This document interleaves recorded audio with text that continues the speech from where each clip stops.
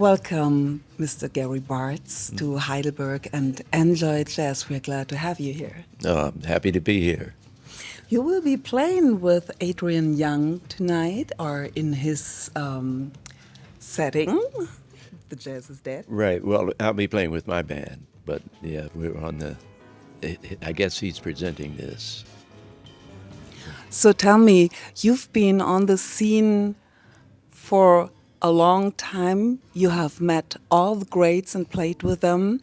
So today, what does it mean to you to be playing in this kind of setting with a young producer and bass player together with your group presented by his Jazz Dead label? Mm-hmm. Well, I've been doing this for a long time, and I always say when I'm ready to perform, this is my favorite part of the day. And so that's what this is.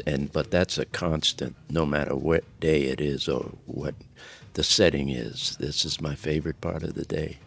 Who did you bring? Oh, my goodness. Matt Pavoclo on bass.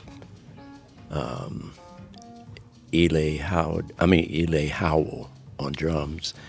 And my longtime pianist and partner, Barney McCall, on piano. I saw you played some tiny desk moments a couple of, a year ago, something like that. Yeah. And this seems to be a working band.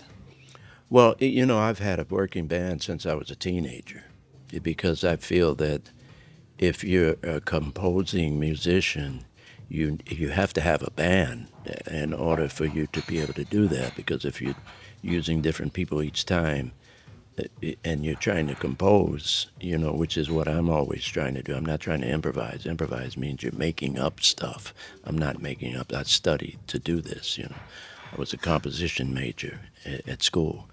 And so you need a group in order, because they are all a part of the composition. I'm composing the solo, but they are a part of that composition and how they react. So, you have made some milestone albums in your past, and some of them were with your band N2 Troupe. Mm-hmm. And I said earlier that I was in love with your album, The Blues Chronicles, Tales of Life. Yeah. So if you look at your own development as an artist, where are you at today? Well, art, and especially music, is something that no one will ever or can learn. So it's always a study. So I'm just still studying. I know that, I'm talking about the jazz tradition, but I know also that you don't like that term jazz so much. Mm-hmm. Maybe you can say what it is about the term jazz that is not appropriate, maybe, or not welcome. Well, it comes from a curse word. It was initially used as a curse word, and so that's a negative. And I think negative words and things like that bring negative energies. So that's why we, don't. I mean, I'm not new in saying this. Duke Ellington said the same thing. He said, in his book, he says the music they want to call jazz, because we don't call it. The musicians don't call it that. I mean, it's a word trying to be imposed on us, like many words, which I won't even go into, but many words are imposed on us, through indoctrinations, through schools, through books that are, not honest. So, we are not taught to think for ourselves. That's why artists are very dangerous people.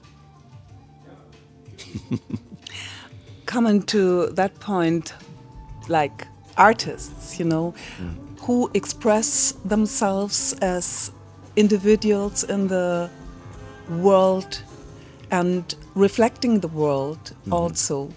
And thinking of responsibilities as, artists in this world, how would you say do artists, musicians have the responsibility for protesting against what is wrong?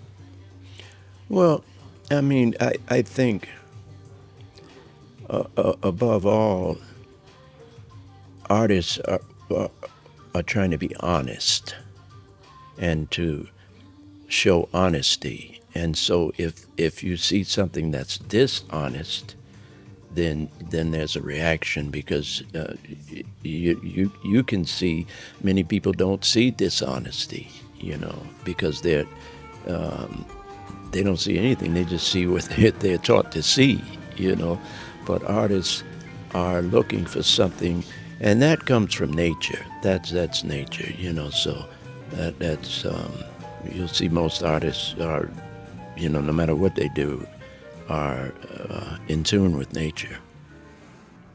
Some of your peers have musically protested when the civil rights movement was on, and jazz was or that music was a soundtrack to the civil rights movement. Mm-hmm.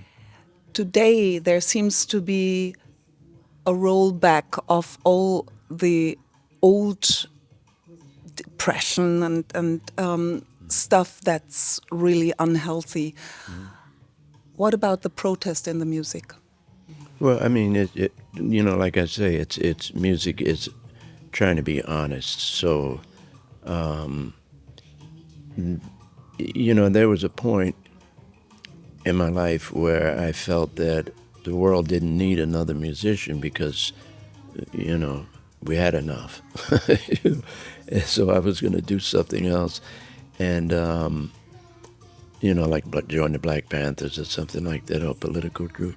And through my association with Max Roach and Charles Mingus, I saw that they were actually doing things to protest through the music. And so I began to explore that route. You have a very peaceful aura, I have to say. And your music that I've heard, and many of the songs that are your signature songs, like I've Known Rivers, they seem to be very peaceful. Is that your state of mind? I wouldn't say not all the time. No, but it's music, and like I say, music comes from nature, and for me, music is nature's gift to the universe as a religion, So it takes on that. If you accept that, then music becomes more powerful, We keep trying to mess around with man-made religions. Man cannot make a religion. It's impossible, but yet they've convinced everybody, like they've convinced of many things, but that's because they don't want people to think. That's why artists are dangerous, because artists don't go, they think for themselves. The ancestors, they are with you in a way. How much of the ancestors are we going to hear tonight? Oh, you always hear that. That's why we're here. That's how we all, including you, that's how we all got here, through our ancestors. Yeah. What would you say is going to happen tonight, in your own words? Well, we're going to perform a show. And I don't even call it a show. A lot of times I call it a service, so, yeah. And we'll do the best we can. And it's, the way I grew up playing music with the masters, it's a little different, than today. Today you see musicians get on the stage with music stands and they're reading music, which means they don't know it,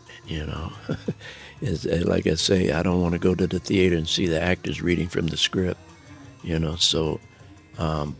So what we do, I don't call a set list. They usually they kind of know how it's going to go, but I don't call it, and it may go somewhere different at any moment. So the band is always as surprised as the audience, and so that brings brings us closer.